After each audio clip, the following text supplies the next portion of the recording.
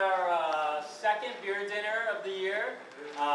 This one we have as a theme a winter seasonal holiday beers, and we're glad you all can make it out. We've got a great menu for you all lined up, beer and food cuisine-wise.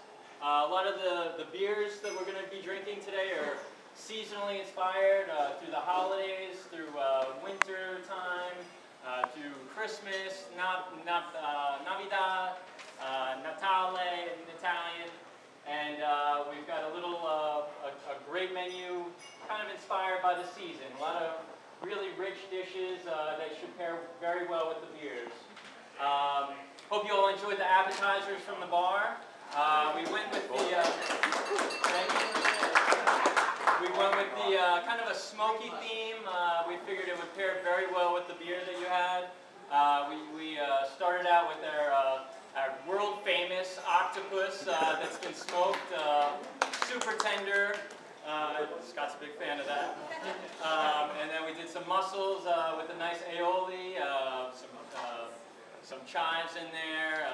What else did we do? Salmon, smoked salmon, and the smoked trout on a little pomme frites, I guess you could say. Let me introduce to you a guy that my friend, the biggest person I think in the Charleston beer scene right now. Not biggest, but biggest. This big. Scott Shore. If you don't know him, he's the man as far as beer goes. He's going to be kind of helping me out, telling you guys about the beers that we're going to be drinking today. All these beers are super rare, super artisanal, come from Italy, and he definitely knows his stuff when it comes to these beers. So,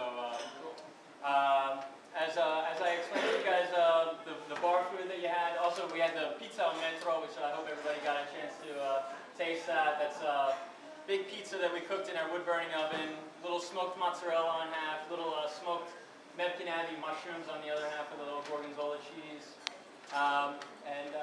Yeah, so Scott, you want to tell what everybody had and when they drank for that?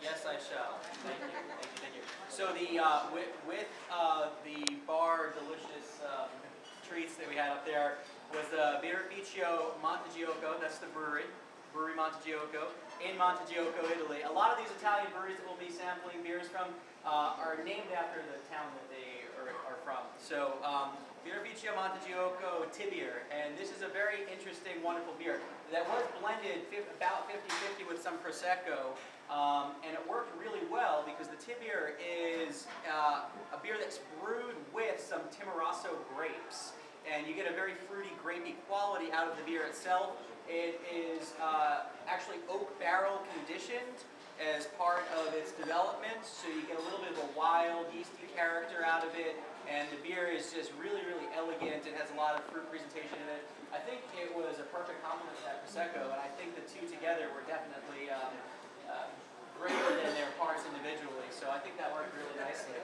was delicious.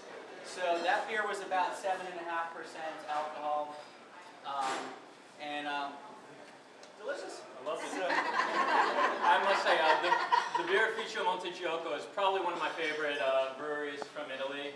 Like Scott said, it's from Montegiocco, Italy. All of their beers really have something to do with wine. And it's a great brewery that really infuses the wine of the region, especially in the Piedmont. They do a lot of their beers aged in wine barrels, Barbera barrels, using some of the grapes as well. So it's one of my favorites. Scott at the Beer Exchange carries a good deal of their beers. Highly recommend them. They're fantastic beers. So I think Italian brewing culture as a whole has roots and embracing of the wine culture, which has really furthered the beer movement in that country fantastically. So you'll see a lot of crossover tonight and in quality craft Italian beer in general. So I think it's great for wine and beer. It pushes boundaries and kind of breaks and shatters some of those stereotypes. And that beer, I mean, just to further discuss the aroma and flavors of it, I think you get a lot of floral, pear, sort of citrus aroma and flavor out of it. And I think that tightly woven with Prosecco is just perfect. So hope you all enjoy it. Yeah. Our next next course that we have on the menu for this evening is our antipasti course. We're going to do a nice little crostino in the shape of a holiday star. A little duck pate with star anise that's been flavored with star anise. A little leeks and fennel to, also pull out that anise flavor. We got alongside of it to lighten it up a little mâche greens, which is a very delicate greens, really a buttery green. A little fennel on the side with that, tossed in a little white wine vinaigrette, and a couple of little agrodolce pearl onions, which should round out the dish. Really bring it all together. It is, with the pate, a little heavier, but it's a small little crostino, which should really be nice with the little salad as well. And then to accompany that, the beer. The Birrificio del Ducato, this beer is called Krampus, and maybe some of you have heard of Krampus. Krampus is, Santa Claus visits the little boys and girls who have been good. Krampus visits the little boys and girls who have been not so good. And the legend of Krampus has stronger ties to European tradition, but I'm sure he'll make a trip stateside if any of you have children at home. Some issues.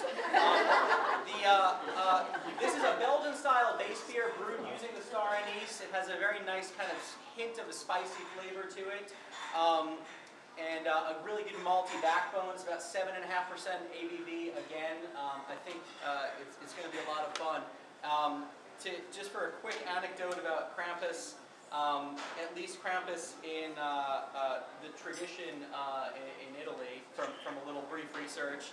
On the night of December 5th, the Krampus wanders through the streets and alleys of the villages, in the Alps in this case, covered by skins of rams with horns and goat legs, waving their black chains, terrorizing the villagers. It is the prelude to the arrival of the Bishop St. Nicholas, of course ancient forerunner of Santa Claus, that will bring peace, sweets, and gifts in the community. This is a beer dedicated to Christmas, warm and enveloping. Soft spiciness is ideal for sitting by the fireplace, away from the incursions of the demons.